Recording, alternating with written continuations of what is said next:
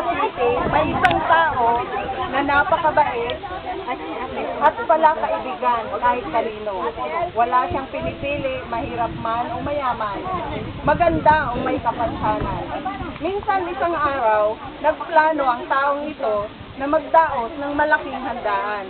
Inimbitan niya ang lahat ng tao. Ang handaang ito ay talaga namang espesyal dahil espesyal sa kanya ang bawat tao. Bukod sa napakasarap ng mga handa, napakarami pang klase ng mga minong. Wala na yatang katulad sa balat ng lupa ang handaan ito. Nang matapos ang lahat ng paghahanda, inutusan ng among ito ang kanyang katulong na tawagin ang mga tao. Ngayon, kung ngayon natin ang maikling dulang ito, nangango mula sa Luke 14:15 hanggang 24, na pinamagatang The Parable of the Great Banquet. Nagaganapin ng Grace of Jesus Laguna Satellite Church.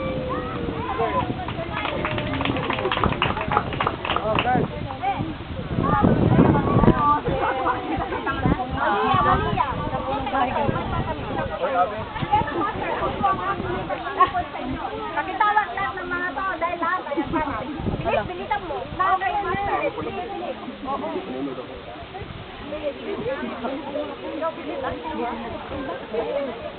Hi mga friends! Halina kayo at handa na ang salo-salo natin sa bahay ng aking amo. Ay, sorry. Nakalimti kami ng mga friends ko. Punta kami mamaya sa disco. Sana matatapos na yung team ko. O, diba? Ano, busy ako. Mag-check kami ng boyfriend sa FB.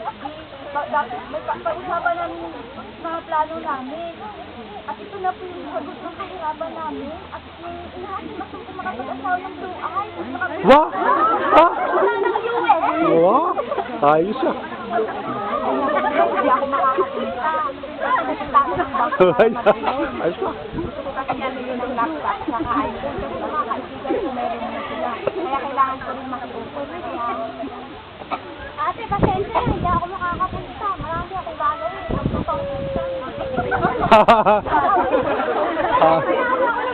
Ayos.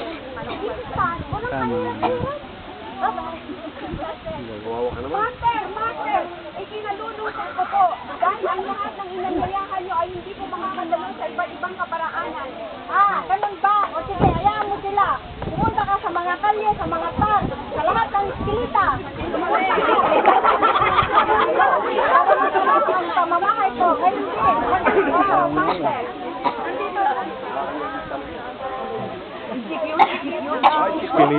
Kilita nga. Inaanyayahan ko po kayong lahat dahil may konting salo-salo ang aking amo. Ilan ba pagkakagaran niya amo mo sa invitation ng amo mo?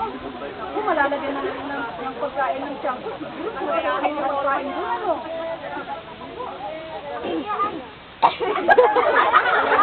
Ay, bagay kay Rowena. Bagay kay Rowena.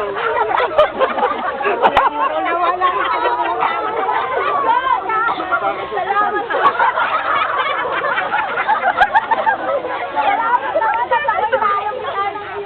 Pero hospital ka. Ang galing na! Ang galing mo! Oh! Ano ito? Kasama ko sa handaan. Salamat. Alam ko na kahit hindi ako nakakita at bulag, alam kong napakaganda at napakabuti ng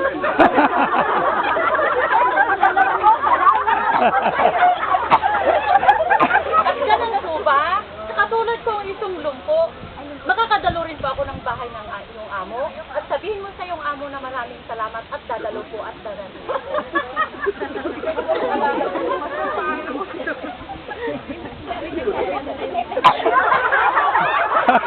Nalula.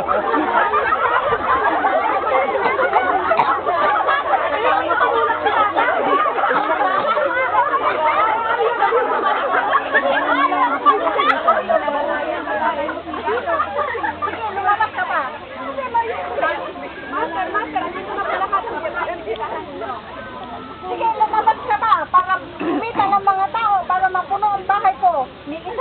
mga unang inimbita mo, walang makakatikim sa malaking handang ko. Ngayon, Ngayon, natunghayan pa natin ang dalawang klase ng tao.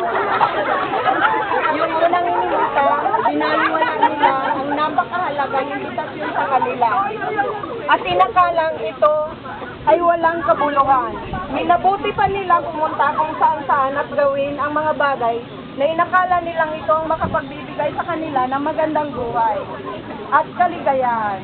Subalit lingid sa kanilang kaalaman, na-miss nila ang pagkakataon na maranasan ng walang hanggang kagalakan. Hindi man lang nila natikman ang mga handa. Sinasabi po sa Law 14:24, not one of these invited will get a taste of my banquet. Sa pangalawang inimbita, ganun na lamang ang tuwa at kagalakan ng mga taong ito na sila'y binigyan ng pagkakataong makadalo sa malaking handaan sa kabila ng kanilang kahirapan at kapansanan. Hindi po tiningnan ng may bahay kung ano man ang katayuan nila sa buhay. Ang mahalaga ay ang buong puso nilang pagtanggap sa paanyaya sa kanila. Tunay po na napakapalad ng mga taong ito na naranasan nila ang tunay na kasiyahan. Luke 14:15, blessed is the man who will eat at the feast in the kingdom of God.